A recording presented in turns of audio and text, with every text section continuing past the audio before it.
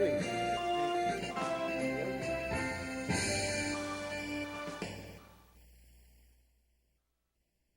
Good evening, and welcome to this edition of the Speakers and Leaders Hour. I'm Dave Wilkins, your host, and this is the program that comes into your home once a month on the first Tuesday of the month from 7 to 8 p.m. in the evening. We're live here in the Allen County Public Library, and a little later on we'll be taking your calls at 422-3902. And today, of course, is the first Tuesday of the month, but more importantly, this is the month of November. And unless you've been living under a rock for the past 18 months, you have concluded that today is indeed Election Day. It seems every store you go into, every line you stand in, the topic is, did you vote? Is your candidate going to win? Who do you think is going to prevail? Back and forth. And every one of us, of course, is hoping that our own candidate will win. And quite frankly, I hope that whoever you voted for out there in the TV land will be the person that you have as your new president. We usually here talk about the Toastmaster organization or the parliamentary world, or in fact we talk about both of those all the time, hence the name Speakers and Leaders, and the beautiful banners that hang behind me. But tonight, well actually this started last month after the last TV program, we talked about what we would like to do in November, and we batted around a few ideas and came up with a program called President's Night.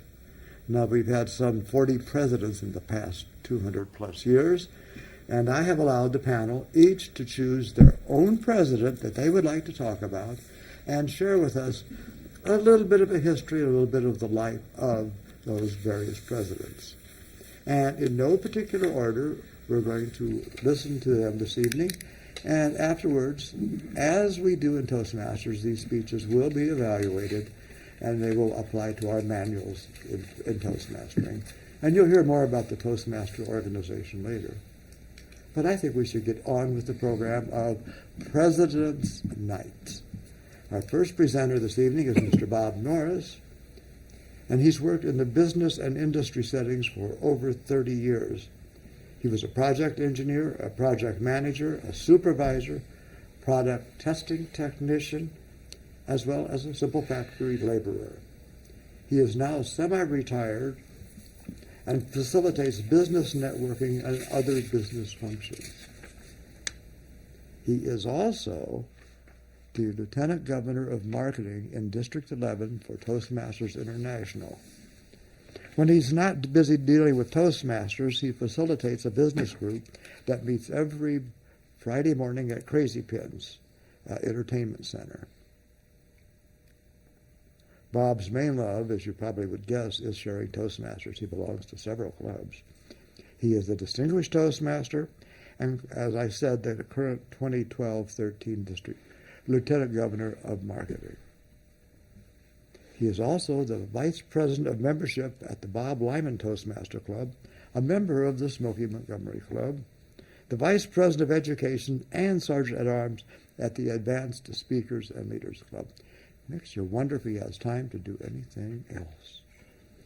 Now, tonight, Bob is speaking from the Competent Communicator Manual, speech number 10, Inspire Your Audience. And his speech title is, Why I Admire Abraham Lincoln. Let's welcome Bob Norris. It's all yours, Bob.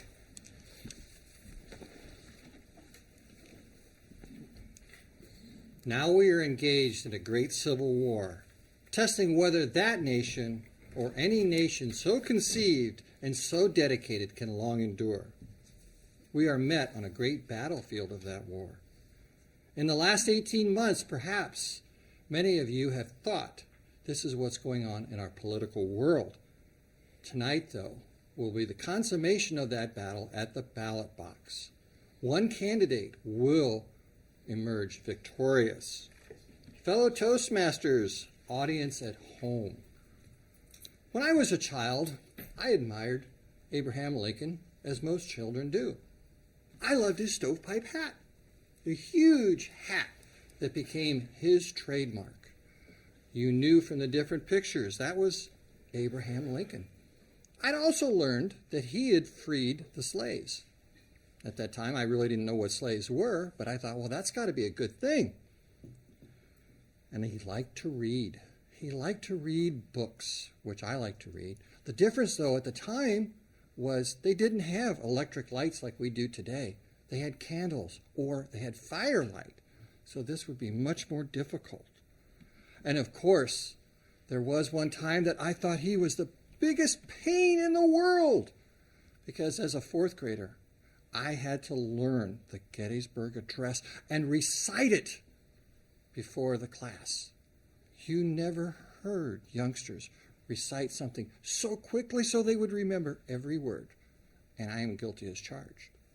At that time, I did not have any appreciation for what the meaning of this meant, what was happening at the time of the country when he wrote this, when you had the country literally torn apart when brother was fighting brother and father was fighting son.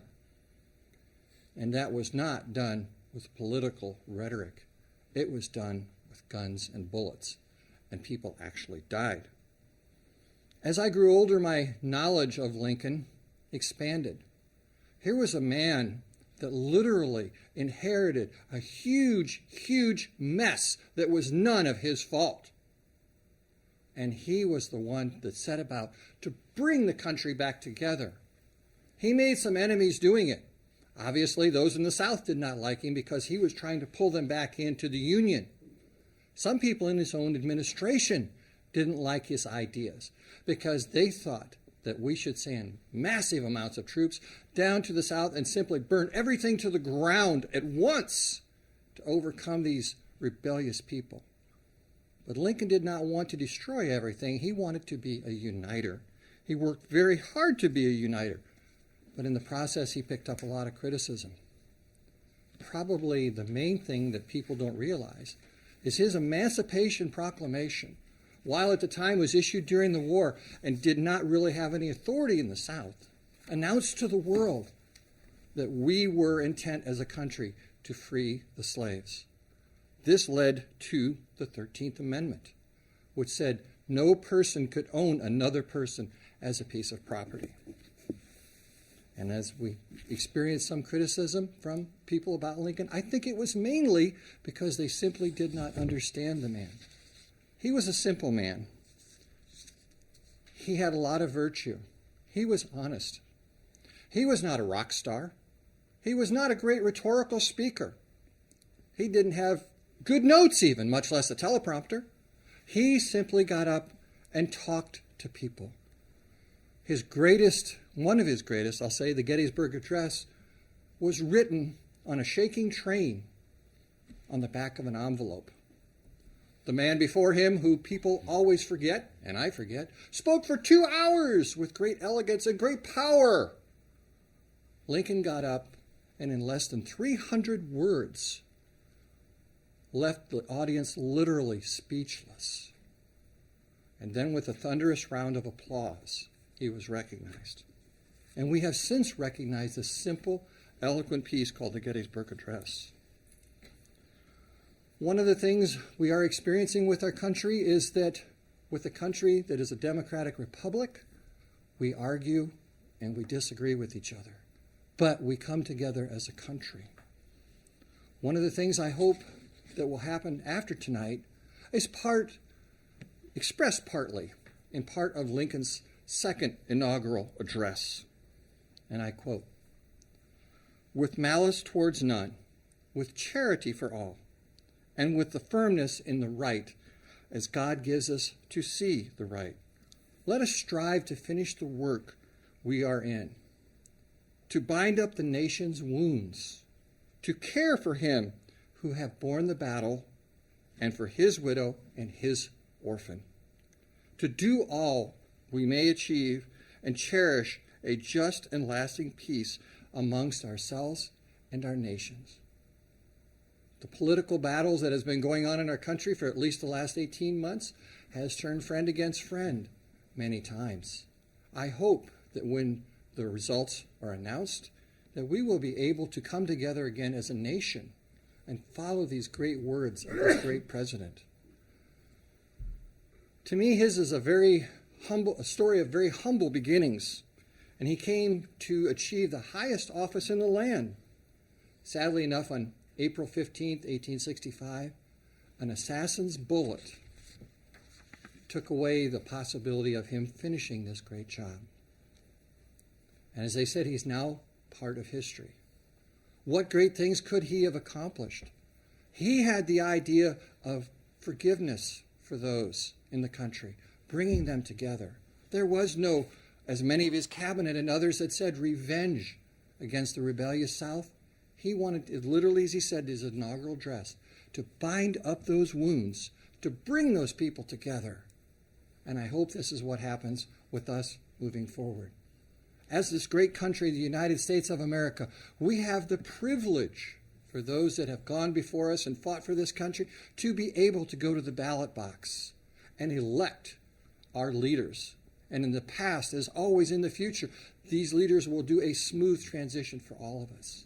So when we think about this, think back to the time of a man who was president, who literally came into a nation at the brink of war, and who kept it from becoming a destroyed nation, who helped bring it back together. Not in a perfect way. He was not a perfect man. He was not a perfect husband. Like the rest of us, he had the warts and all. But I admire Abraham Lincoln for all he did. I admire him for all he wished he could have done. And I admire him for the legacy that he left all of us. And I hope you too will look into more of the history of Abraham Lincoln and what he has done for this country, the United States of America. Mr. Toastmaster.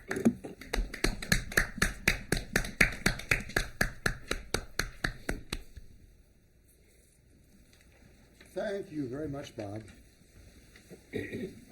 Whenever I finish a presentation, there's always a couple things I wished I'd said and I forgot. Is there anything that you want to say that you hadn't said so far about Lincoln? I wish I would have had the opportunity to meet him, because from what I've heard, those folks that met him, he was a larger-than-life figure, but he was one of those people that you could just sit down at his table, and he was one of the group. He simply was just easy to talk with, to communicate with. He had a strong personality. When we made up his mind, he said, this is what we're going to do. But he listened. He truly listened to all of the people and then decided what needed to be done. Thank you. Well, thank you again for doing a really great job. There's a terrific book out written by Bill O'Reilly. I don't know if you've seen it or heard about it. It's called Killing Lincoln. And it almost does it by an hour-by-hour synopsis of his passing. And it's also worth reading. Yes. Okay. And remember, folks, this is a call-in show. You can call in and comment if you like. We'd rather you not call while the speakers are actually here at the lectern, just me, I don't care. The number is 422-3902, and if you'd like to call in, we'd love to hear from you. Perhaps a question on the world, or the Toastmaster experience. We could use all of those. Our next presenter tonight, I'm very delighted to know, is a very good friend of mine from Toastmasters. His name is Mr. Tom Haller. He is a DTM. He currently serves as president of the Anthony Wayne Toastmasters, the second oldest club here in Fort Wayne. And he has moved on from the club experience to be serving as an area governor, and he's part of Area 24. And he's speaking tonight from our basic manual, The Competent Communicator, and that is project number 7, and that deals with researching your topic. With his presidential choice, James Polk. Let's welcome Tom Haller. Thank you, Mr. Wilkins, fellow Toastmasters, and anyone within the sound of my voice. Why in the world would I choose James Knox Polk to talk about? Well, I remember, now mind you, this is from a man that can't remember what he had for breakfast. This is from a man who remembers from grade school that Mr. Polk, President Polk, was virtually a despised individual. Historians despised him. Such luminaries as Abraham Lincoln, Ulysses S. Grant, detested the man, thought he was a terrible excuse for a human being. The simple fact of the matter is, I couldn't grasp this. I couldn't understand how a person could add a vast territory to our country, see us through a war that was very decisively won at relatively low cost. Obviously, if you were a soldier, a family member of the soldier that died, the cost wasn't so low, but numerically speaking, probably nobody's ever gotten so much territory for such low cost in life. How could this be so terrible, I ask? It just didn't make any sense to me. So when I went to research him, which I did mostly on the internet and Wikipedia, I found that he has been rehabilitated. His memory has largely improved. It's now very acceptable to speak of him in glowing terms. He is considered the strongest president between the founding fathers and Abraham Lincoln. He was born in 1795, possibly, we're not sure, possibly in a log cabin in North Carolina, where his extended family soon moved to Tennessee. And they lived there basically for the rest of his life, other than when he was in Washington. When he was a young man of about 17, he had what was probably kidney stones. Now, medicine was pretty primitive in those days, but kidney stones are a very painful thing. Take it from me, I know firsthand. So eventually, they made the trip to Kentucky from Tennessee to have a doctor operate on him. Now, they didn't say anything about this trip, but considering the pain that I was in riding in a car over a paved highway, I would hate to imagine what kind of pain he was in on a buckboard or a horse getting to this other doctor in a whole other state. At any rate, the doctor operated, amazement of amazement, it was successful. Extremely painful. He was awake during the whole thing. This was before anesthesia. They did give him some brandy. And it probably made him sterile. At any rate, he never had any children. So he was, from the very beginning, he was interested in politics. He turned down the opportunity to work with his father in his mercantile business, and he went to college, and he became a lawyer, and a very successful lawyer. And from there, he ran for all kinds of political offices, anything you might want to name. He ran for it and generally won. He, among other things, was the governor of Tennessee 3 different times, not consecutive, and he was also the only president to serve as Speaker of the House in Congress. Now, the second reason that I chose him, in addition to thinking I was going to rehabilitate his already rehabilitated name, is that although he existed prior to Robert's Rules of Order and long prior to Toastmasters as an organization, he was an excellent speaker. He was so powerful in his presentation, so eloquent, that he was known as the Napoleon of the stump. And he was also a parliamentarian par excellence. He navigated things around the Senate when he was Speaker of the House, the Senate, anywhere he could get into, while he was both Speaker of the House and while he was President. He used parliamentary procedure to his advantage, and he accomplished some things we're going to talk about which were absolutely amazing. So there's kind of a double connection there between our organizations. He was a dark horse candidate for president. Nobody really expected that he would be president. He was nobody's first choice for president, but when they could not agree on somebody else, well, he ran for president. Now, he was a Democrat. The other party at that time was the Whig Party. I'm not sure that being a Democrat gave him much in common with any modern Democrats. He had some very different ideas, and he also had some very different ideas than many of his contemporaries. But one reason he is considered such a powerful president, he had 4 main objectives that he wanted to accomplish while he was in Congress, and ta-da-da, he accomplished them all 4, with a very divided Congress and with most of his party frequently being opposed to these things. One thing, he wanted to set up a special organization to take in tax receipts, tax receipt houses, he called them. And he did this. And this was the method that was used until 1913, so apparently it was regarded as highly successful. The second thing he wanted to do was lower tariffs. A man after my own heart. I didn't even know this when I started looking into him. But he drastically lowered tariffs, which, of course, as is always the case, set off a round of prosperity in the nation. Not everybody approved of this, but nonetheless, he got it accomplished. His other two major feats added vast territory to the United States. In the Northwest, what's Washington State, Oregon, Idaho, and some other surrounding areas were jointly administered by Great Britain and the United States. He wanted to get that settled and have it be part of the United States.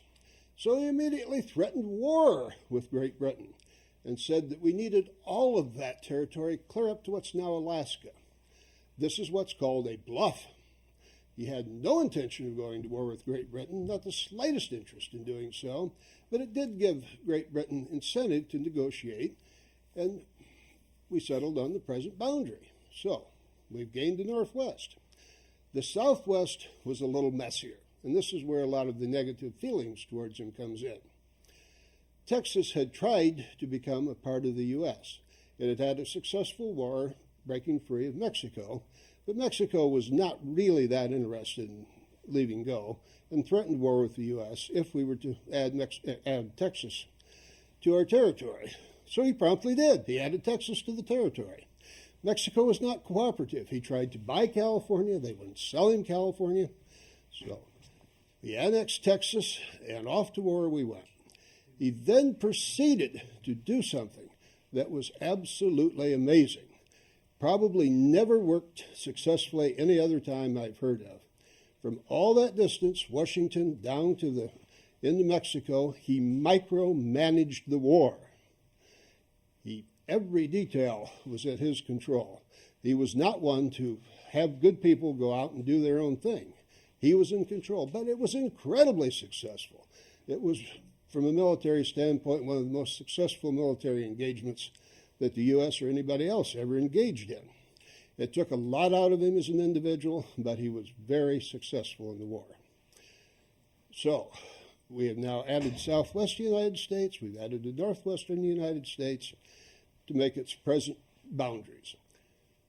He also tried to buy Cuba, but Spain wouldn't sell it. In today's money, he offered them like $2.5 billion. It was unprecedented in those days, but Spain was still making more money than than that, and they wanted to keep it, so they did.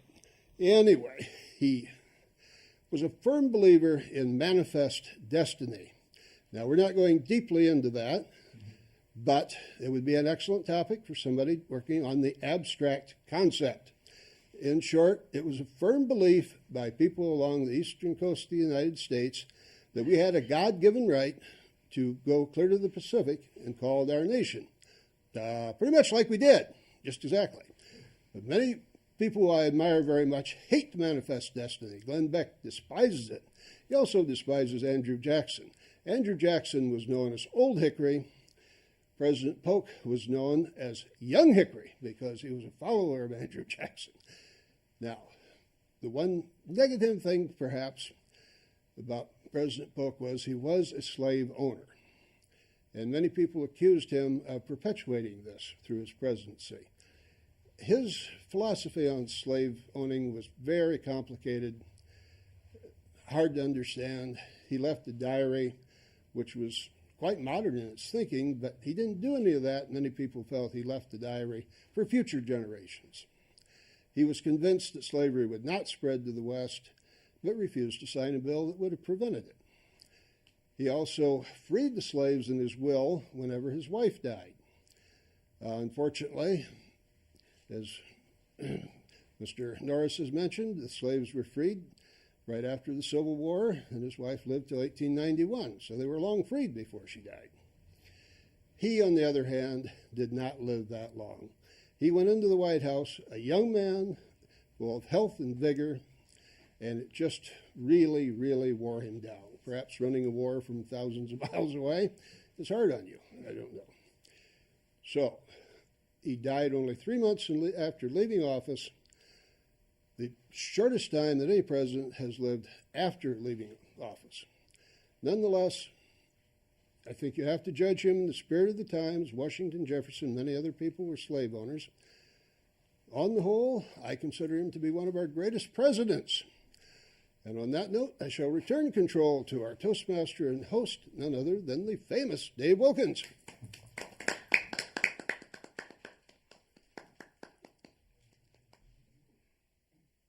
Very much, Tom. And in the spirit of fairness, did you leave anything out that you wish to add, or do you have any final comments on President Polk?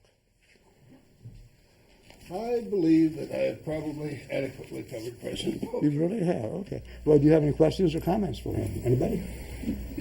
No? Well, it was a very, very fine presentation. I truly enjoyed it.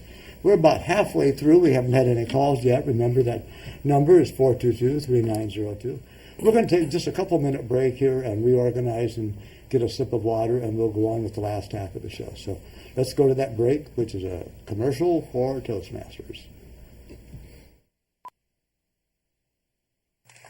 Thank you very much. And now for our next speaker, Stanley Litzner.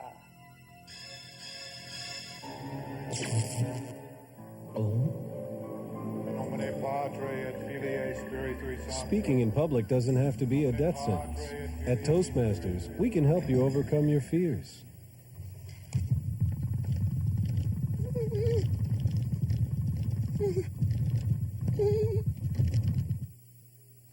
I'd like to begin tonight with a little joke. This guy, he's a farmer. He says, "Hey, hello, sorry." But seriously, folks. Speaking in public is no joke. Farmer says, a doctor says, chicken says. For help, call Toastmasters, the public speaking support group. The chicken. All the education in the world won't help you get ahead in life if you can't express your ideas effectively. Every day, competition for advancement gets tougher and tougher. You need an edge. A Toastmasters club can give you that edge. A low-cost learning experience for men and women. Toastmasters gives you the confidence to express your ideas to anyone. Get the Toastmasters edge.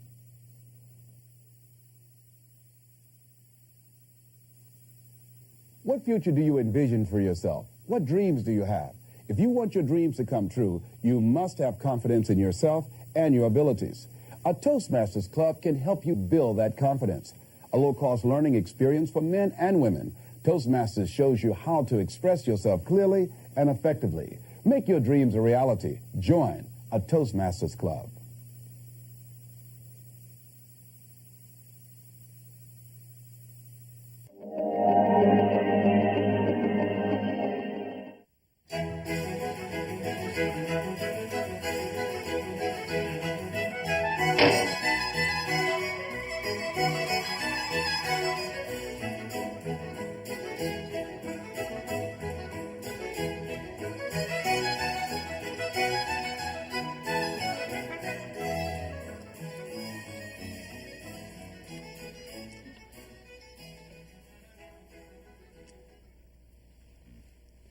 Hello and welcome back to the second half of the Speakers and Leaders Hour.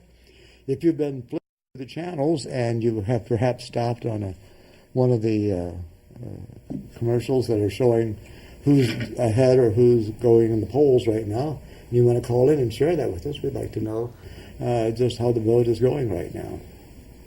We're going to continue with another president, and it's interesting how people will choose who they're going to talk about and what they have to say. In fact, I have to tell you, I've been learning some things this evening.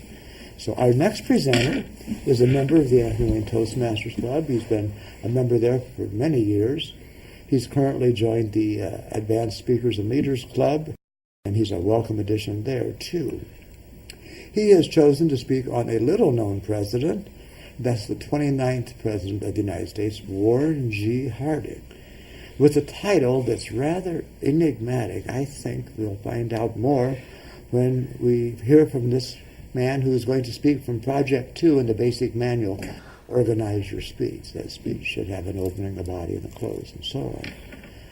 But with the title of Better a Competent Crook Than a Hapless Hero, let's welcome Robert Knox. Thank you, Dave. Mr. Toastmaster, fellow Toastmasters, and welcome guests from home. When I was asked to select a president to speak, I thought about several possibilities, and the name Warren G. Harding kind of stuck because I remember something about a scandal, Teapot Dome or something like that. So I thought, well, since we all love scandal, this would be a very interesting president to learn more about. The scandal actually took place after his administration. Warren G. Harding was really not presidential material. And so that's why the title, Better a Competent Crook than a Hapless Hero. Some people live vicariously through the perceptions, reactions, opinions, and desires of others. And as disrespectful as it sounds to say about a former president of the United States, Warren G. Harding, the 29th president, was just that sort of person. I want to start by describing his death. Within minutes of his death at either 7:10, 7:20, or 7:30 p.m. on August the 2nd, 1923, rumors began to circulate. No one present at his demise could actually give the correct time of his death. No one seemed to be quite sure who was on hand in the hotel room where he breathed his last. And most of all, the 4 physicians caring for him the previous week could not determine the exact cause of death. Something to do with his heart, or maybe it was a stroke, or it might have been exacerbated by the ptomaine poisoning that he may or may not have had from some crabs he ate a few days before. Despite the confusion, surely an autopsy would resolve it, except that Mrs. Harding, his wife Florence, adamantly refused an autopsy, and within an hour of his death had him dressed, powdered, rouged, and ready to be shipped back to Washington on the train in the morning. Warren G. Harding was the dupe and pawn of 2 people. First and foremost was his beloved wife, the Duchess Florence Kling de Wolfe. She was 5 years his senior. She was the daughter of the most prominent man in Marion, Ohio, divorced from a common law marriage. She spotted Warren G. at the skating rink. He was affable, amiable, seemed confident. He was presidentially handsome. She set her cap for him, and within less than a year of their meeting, she claimed the title of Mrs. Warren G. Harding. With Florence's encouragement, Harding ran for state senate of Ohio, where he served 2 terms. He attained the title of lieutenant governor, and he failed in his bid for governor. However, Florence, with the help of a sleazy Ohio politician named Harry Daugherty, successfully brought Warren G. Harding to the U.S. Senate in 1914 and subsequently to the presidency in 1920. Now, just to review a bit of history, in 1920, World War I had just finished, Prohibition had just gone into effect in 1919, and the nation was war-weary. The word that characterized Warren G. Harding's campaign was normalcy. We're going to return to halcyon days of normalcy, where there's no more war, there's peace, prosperity, and plenty. Now, Florence and Harry Daugherty got Warren G. Harding to the White House by making him everybody's second favorite choice. So on the 7th ballot at the Republican National Convention, he emerged victorious. Now, they stole votes from the other 3 front runners, Lieutenant Army General Leonard Wood, Illinois Governor Frank Loudon, and California Governor Hiram Johnson, with, of course, bribes of political favors and appointments.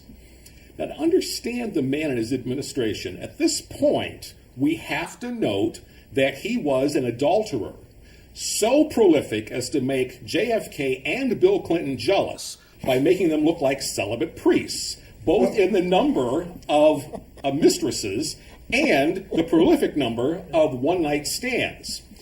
In retrospect, it is not unwarranted to assume that the scoundrels that perpetrated the fraud and the corruption in his administration were in large measure successful by indulging Warren G. Harding's venality.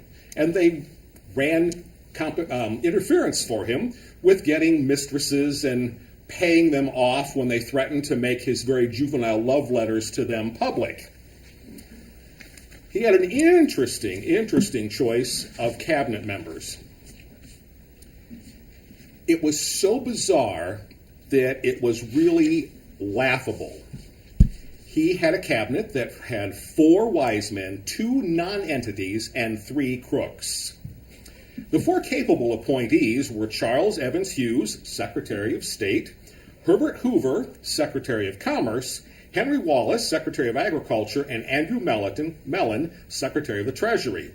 The non-entities were James J. Davis, Secretary of Labor, and Will Hayes, the Postmaster General.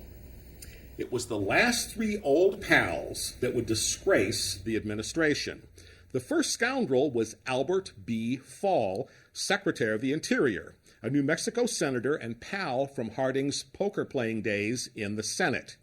The second was not so much a scoundrel as completely incompetent, Edwin C. Denby, Secretary of the Navy. Now, he will figure prominently in the Teapot Dome scandal I'll get to in a minute.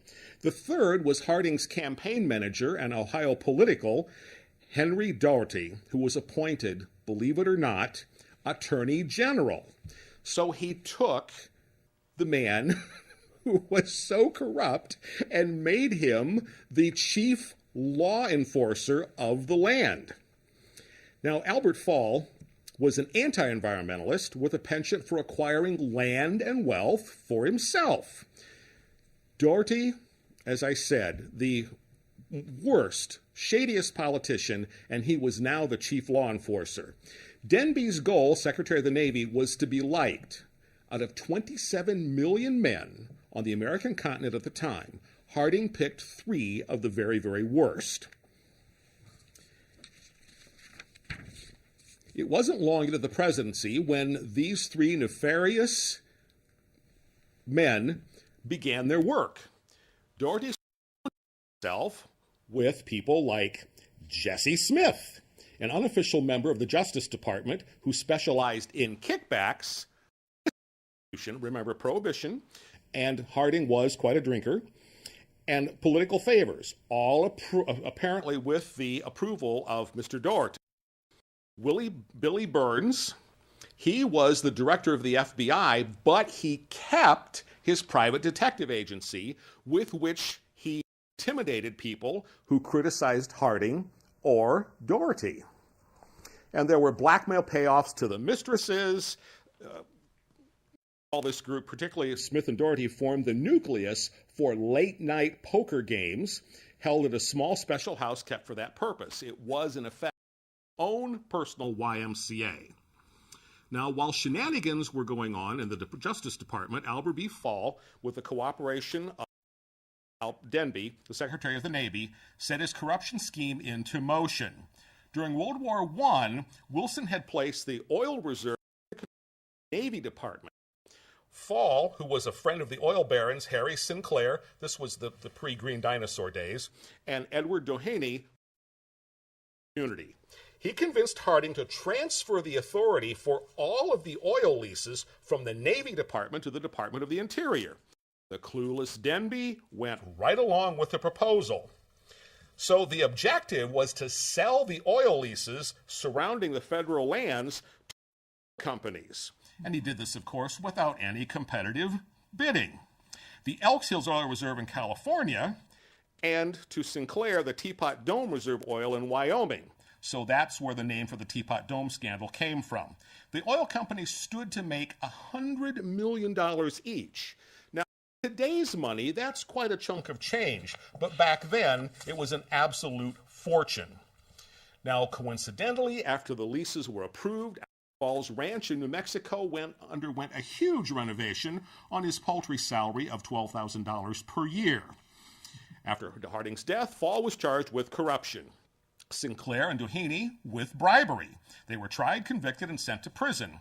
Fall, the first cabinet member in history to go to jail, served a year. Doherty was not to be outdone by Fall, whom he did not like. In addition to skimming his part of the take from Jesse Smith's operations, Doherty also managed to sell off government surplus goods at ridiculously low prices. which the purchasing companies then sold at many, many, many times the price. Of course, there were kickbacks involved. His first trial resolved in a hung jury. He was found not guilty at his second trial because of insufficient evidence that the record of his brother's bank had mysteriously disappeared, and his partner in crime, Jesse Smith, killed himself. Now, there were 5 suicides connected with the Harding administration. Very, very mysterious. A scene worthy of the Three Stooges in which Harding was found choking Forbes, shouting, "You yellow rat! You double-crossing illegitimate!"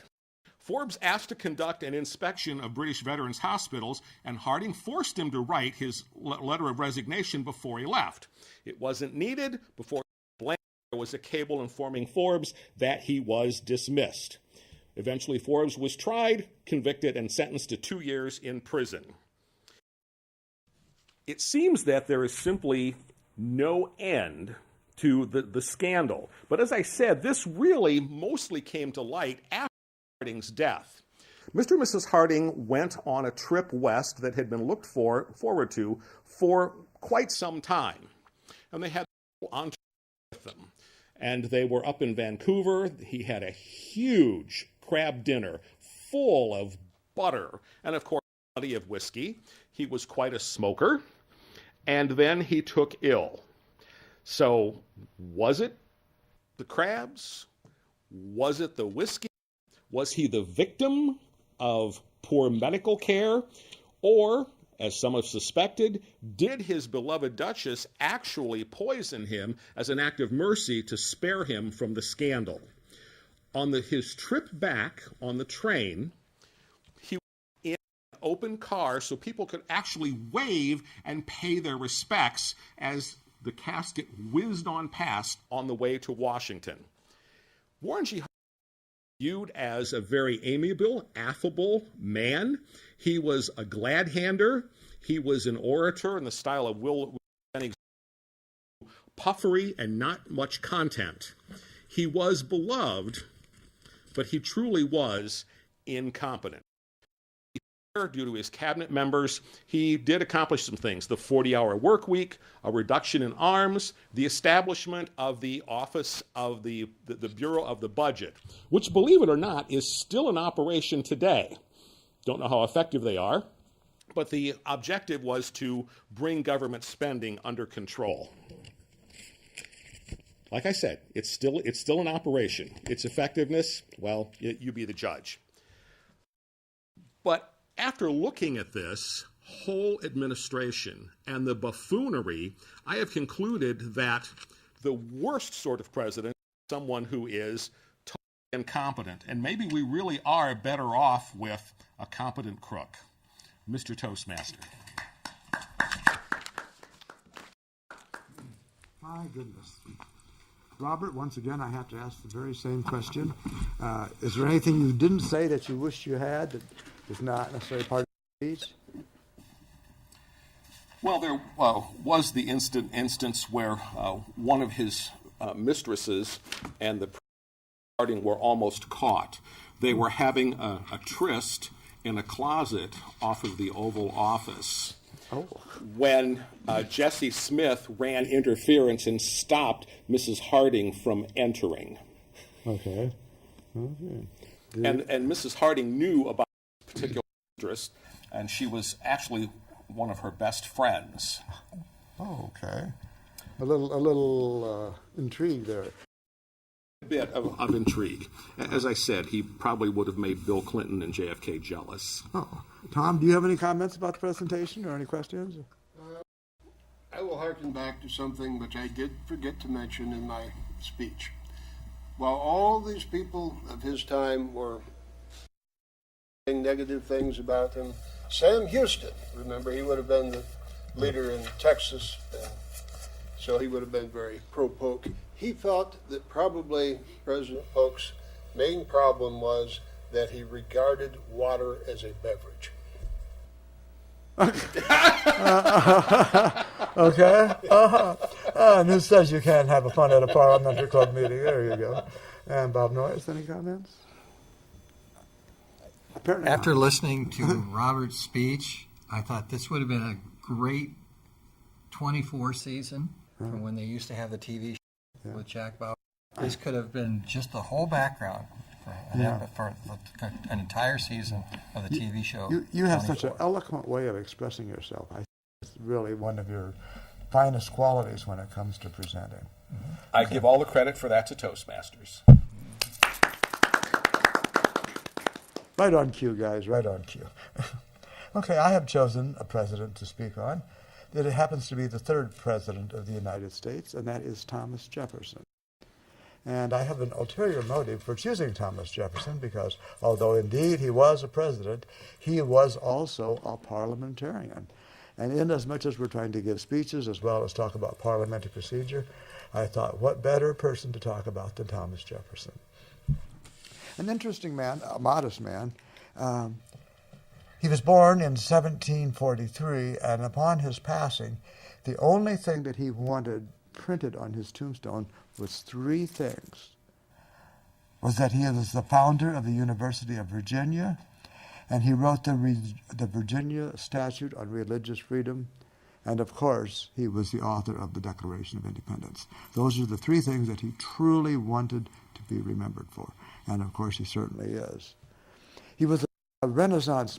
He was born into a rather wealthy family, and his father had a rather large, extensive library in which he indulged himself in all of the books. One of his biggest successes, his crowning successes, was the architectural plans to build Monticello. And it was a splendid octagonal retreat in the Palladian style, and it was modeled after the Maison Carrée at Nimes, France, which he described as noble beyond expression. Another example of Thomas Jefferson and his abilities and things that he did for America was he took 50 years in his own personal library, which was, after the fire in Washington, was sold to the U.S. Congress in 1815 and it replaced the library that was destroyed during the War of 1812. The 2,700 remaining books of Thomas Jefferson's library are now housed in the library's rare book section and can still be consulted today for their information on understanding the Enlightenment period, and they're available to scholars and people to research. Jefferson served with this many categories. He was, among other things, the Secretary of State, the Vice President, of course, the President of the United States. His background and his studies spawned several different types of degrees in learning that people could take up and study, including the study of libraries, landscape architects, educators, nutritionists, meteorologists, horticulturalists, and Jefferson was the one who founded most of those disciplines, most of those studies. And the one thing that he wrote that I truly would like to share with you this evening is when he was president of the Senate, president of the Senate, he wrote a book on a manual of parliamentary practice. This is, of course, a reproduction of the book. And it was the book that was designed to give the people in the Senate a set of rules to go by so that when they are conducting business, they had a fair and balanced way to do it. He says in one of his writings, that I'd like to quote this directly, and here he's talking about the legislators and how they are conducting business. The mob, for such was their appearance, sat covered on the justices' and lawyers' benches and were divided into little clubs,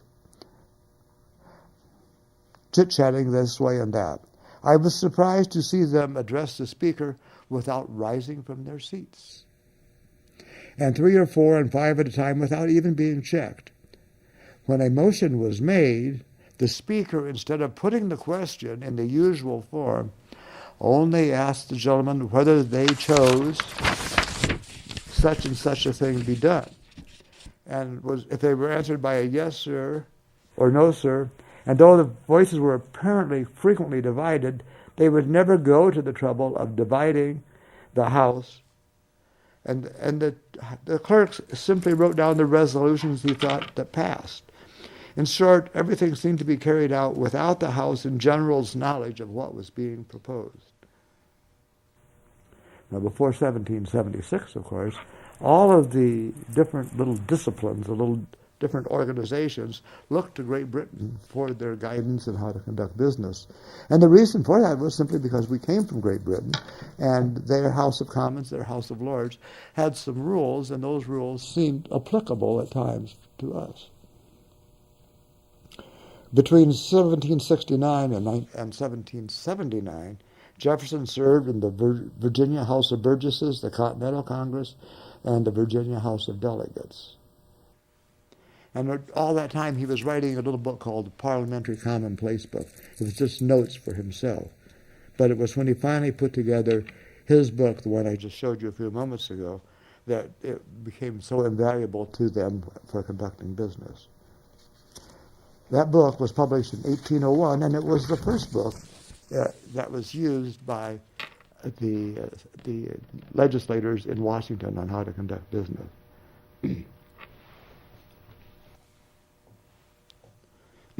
Some of the things that were laid down in the book, that the rules that we followed, was congressional privilege, rules for the committee of the whole, the order of debates and how it was to be accomplished, how to introduce a bill, how to amend the bill, decorum, and he was so set on decorum. He wanted things to be done in a proper manner.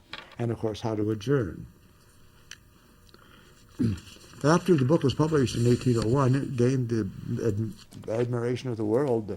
The Spanish used it, the French used it, and in truth, it became a book that was used by the world. Now, ironically, the Senate, for whom the book was written, no longer use it. However, the House of Representatives consulted on a daily basis about such matters as amendments, disagreements between the House and the Senate debate standards, and other matters that ensure a fair hearing in the Congress and ultimately a guarantee of liberty in the Republic. There's several other things we could say about Thomas Jefferson at this time, but I would like to now turn the program over, and we're going to have a little bit of evaluation, and I think each one of us can take just about 35 or 40 seconds to give the evaluation, and that will run us out of time. So let us start with the person who was the first speaker, and I believe that was Robert Knox. And we're going to, Bob Norris, you were the first presenter. Mm-hmm. And I am your evaluator, so I will give you what I have to say. Bob was speaking from the Competent Communicator Manual, Inspire Your Audience. His goal this evening was to inspire us with a presentation that he did some research on. I thought the topic was ever so relevant, and I think we all would agree on that. You had super emphasis when you wanted the points to get across. You did great study and great research, and I just don't know what you could have done. Perhaps maybe a photograph, or as you said, you wanted a stovetop hat, but I didn't find one of those. Thank you for doing what I consider to be a really great job. The next presenter was Tom Haller and Robert Knox. I believe you were evaluating Tom Haller. I had Tom. Okay. Tom did President Polk, and I've heard of President Polk in my studies, but never very much. He presented a very informative, very eloquent, in my opinion, while adding a good amount of humor and talking about, for instance, example, Napoleon of the Stump, the gentleman was known as. He would have been a natural for any of our Toastmasters clubs. I'm sure we would have drafted him one way or another. Tom had great background information, and as always, he was very clear, to the point, very well organized, and did an excellent job of basically saying, this is why you should admire him the same way I do. Good job, Tom. Thank you very much, Bob. Our third presenter was Robert Knox, and you are evaluated by? Me. Okay. As has already been suggested, Knox is an excellent speaker, one of our most polished wordsmiths. Colorful language, very, very informative. I consider myself a history buff, and there was an awful lot of that I had never heard. I suspect when I was in school they didn't talk about such things, tried hard to pretend they didn't happen. At any rate, this was from the Competent Communicator Manual, Organize Your Speech. It was highly organized, highly effective, searching long and hard for something for you to improve on. I suspect you're already aware of this. It's better generally not to laugh at your own jokes, although it might have been nearly impossible not to. Well done. Thank you, Tom. Good evaluation. Great presentation. And finally, I believe you're the last evaluated. Oh, well. Are you not? No, I didn't. No, Mr. I'm Allen. Oh, you are. Okay. Dave, as always, you express, you just exude confidence at the lectern. Now, what I knew about Thomas Jefferson was that he was the architect at Monticello, that he had authored the Declaration of Independence, but I didn't know that he had authored a book on parliamentary procedure. I did not know that he had authored the religious freedom document for Virginia, and you presented these things in a very interesting manner that was not just chronological, and you gave people ideas to research. And I can think of 5 or 6 things that I would like to look up and know more about. So you really did accomplish the objective of the speech to inform. Okay. Well, thank you, Robert Knox. And gentlemen, thank you so much for being a participant in this evening's program. I hope each and every one of you have enjoyed it as much as I have. I've certainly learned from every one of you. And I think we may do something like this in the future because it is just a great way to go. Our next Parliamentary Club meeting will be here in the library on November 9th, Monday evening, and we're in the Globe Room from 6:30 to 8. Our next TV program will be right here in Studio A on December 3rd. We're sorry we didn't get any calls this evening, and I'm also grateful to several people. I'd like to thank Bob and Patty Hunter for being here this evening, Dan Deedy for doing a great job on the camera and helping out, and our own technical director, the lovely Elizabeth Lord. And of course, thank you folks for watching, for without you, there'd be no reason for us to do this. So until next month, I hope your candidate wins, and we'll see you in December. God bless. Bye-bye.